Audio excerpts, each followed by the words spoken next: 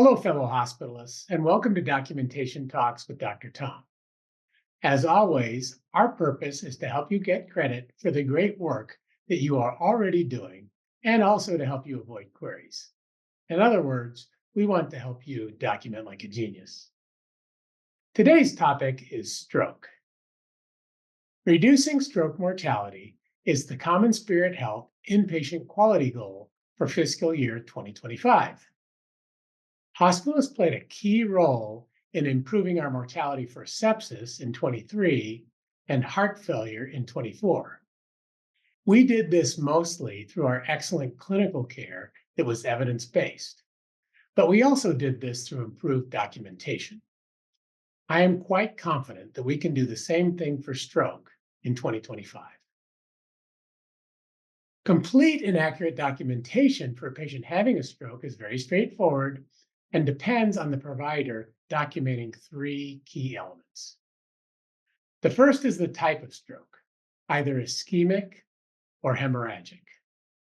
Further, it is best to subcategorize ischemic strokes based on suspected etiology, either thrombotic or embolic. Likewise, categorize hemorrhagic strokes as subdural, extradural, or intracerebral. For subdural hematomas, also categorize a chronicity. Next is site and laterality, categorized by location, left, right, or bilateral. Also document the suspected or confirmed vascular distribution. For example, for large vessel precerebral strokes, document the suspected arterial distribution, basilar, vertebral, or carotid. And for intracerebral, anterior cerebral, middle cerebral, or cerebellar artery. The last element is to capture the clinical manifestations.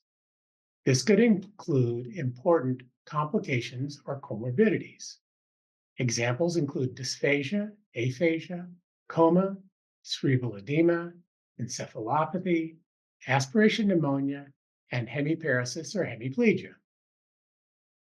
It is also important to document aborted stroke if the patient experiences resolution of their symptoms after administration of thrombolytic agents. Here is an example of complete and accurate documentation for patients with a stroke. Mr. Smith is a 76-year-old male who presented with 2 hours onset of right-sided hemiparesis and facial droop, and is also experiencing mild expressive aphasia. He has a history of paroxysmal atrial fibrillation. His CAT scan and CTA show no acute findings. The assessment is acute ischemic stroke from suspected left middle cerebral artery distribution. The plan will be to screen for potential administration of thrombolytics. Now for a quick recap.